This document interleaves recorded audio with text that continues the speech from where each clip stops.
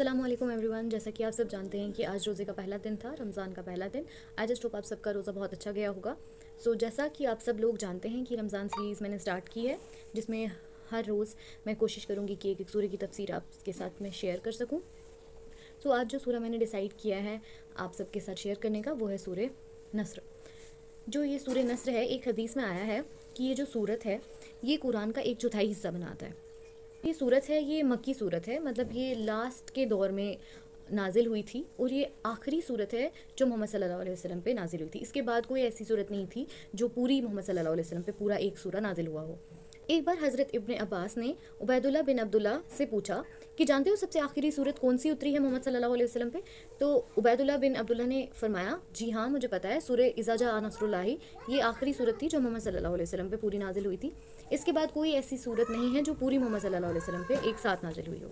हज़रत इब्न उमर से रिवायत है कि जब ये सूरत नाजिल हुई तो नबी सल्लल्लाहु अलैहि वसल्लम ने अपनी बेटी हज़रत फ़ातिमा रज़ियल्लाहु तआला अन्हा को बुलाया और फरमाया कि मुझे मेरे इंतकाल की खबर मिल गई है। और जैसे ही उन्होंने ये हज़रत फ़ातिमा रज़ियल्लाहु तआला अन्हा को कहा तो हज़रत फ़ातिमा रज़ियल्लाहु तआला अन्हा बहुत ज़्यादा रोने लगी।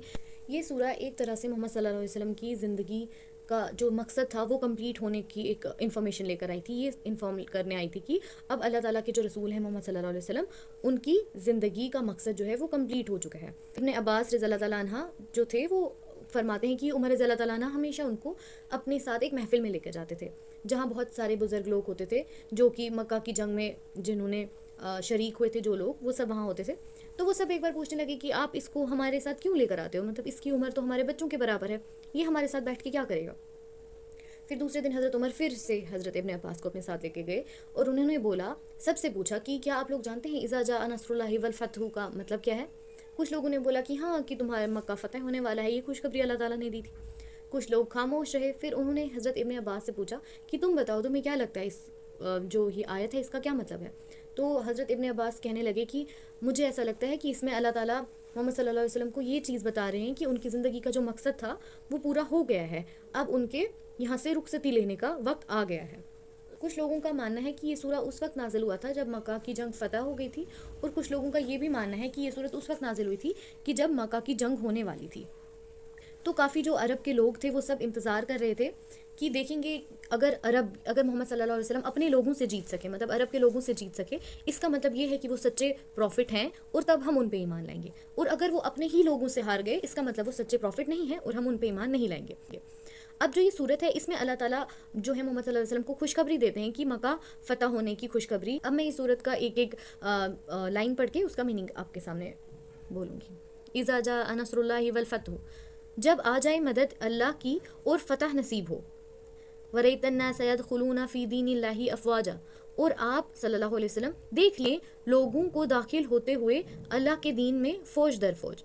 फसब्बिह बिहम्दि रब्बिका वस्तग़फिरहु, और फिर आप सल्लल्लाहु अलैहि वसल्लम अपने रब की हम्द के साथ इसकी तस्बीह कीजिए और इससे मग़फ़िरत तलब कीजिए। इन्नहु काना तव्वाबा, यकीनन वो बहुत तौबा कबूल फरमाने वाला है।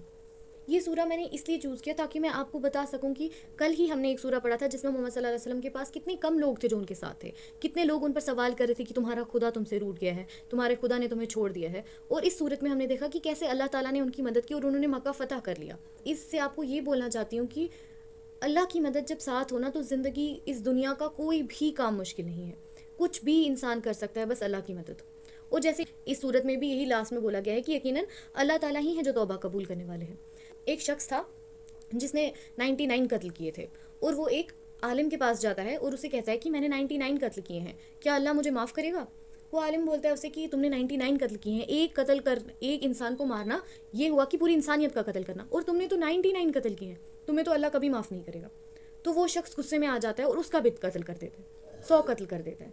फिर उसके बाद वो एक बहुत जानने वाले एक सहाबा के पास जाते हैं और उनको बोलते हैं कि मैंने 100 कत्ल किए हैं, क्या अल्लाह ताला मुझे माफ़ करेंगे।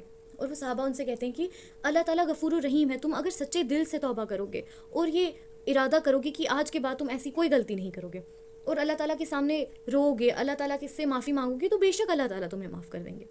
वो सहाबा उनको बोलते हैं कि यहाँ से कुछ ही दूर पे नई लोगों की एक बस्ती है, तुम वहाँ जाओ, वहाँ जाके तौबा करो और अपनी एक नई ज़िंदगी वहाँ शुरू करो। अब वो शख्स दूसरे दिन जाने ही वाला होता है वहाँ, कुछ ही सफ़र کرنے کے بعد اس کی موت ہو جاتی. جنت کے فرشتے بھی آتے ہیں اور جہنم کے فرشتے بھی آتے ہیں. جنت کے فرشتے بولتے ہیں کہ اسے ہمیں لے جانا ہے جنت میں کیونکہ اس نے ارادہ کیا تھا توبہ کرنے کا. جہنم کے فرشتے لڑ رہے ہوتے ہیں, وہ کہتے ہیں نہیں اس نے ابھی توبہ کیا نہیں تھا تو یہ جہنم ہی ہے, اس نے 100 قتل کیے ہیں. تو اللہ تعالیٰ حکم دیتے ہیں اگر اس کی ڈسٹینس نیک لوگوں کی بستی سے کم ہوئی تو اسے جنت میں ڈال دو, اگر اس کی ڈسٹینس گھر سے کم ہوئی تو اسے جہنم میں ڈال دو. تو وہ گھر سے نکلا ہی تھا, ابھی کچھ ہی دور وہ پہنچا تھا. جو نیک لوگوں کی بستی تھی وہاں سے اس کی ڈسٹینس زیادہ تھی. تو اللہ تعالیٰ نے حکم دیا کہ اے زمین سکڑ جا, اور وہ زمین سکڑ گئی. جب میجر کیا تو اس کی ڈسٹینس نیک بستی کے لوگوں سے بہت کم پائی گئی. تو پھر اللہ تعالیٰ نے اسے جنت میں ڈال دیا. میں بس اتنا کہنا چاہوں گی کہ سب کچھ آپ کی نیت پر ہے. اگر آپ ابھی سے توبہ کریں گے, اپنے سب گناہوں کو معافی مانگیں گے, اللہ تعالیٰ معاف کریں گے. کوشش کرتے رہیں آپ, اللہ تعالیٰ قبول کرنے والے ہیں, وہ ہر توبہ قبول کرتے ہیں. وہ آپ ایک قدم اللہ کی طرف بڑھاؤ, وہ 10 قدم وہاں سے آپ کی طرف بڑھاتے ہیں. پہلے کے زمانے میں جب ہمارے جو رسول ہوتے تھے, جب ان کو کوئی بھی پریشانی ہوتی تھی تو وہی آتی تھی اللہ تعالیٰ کی طرف سے.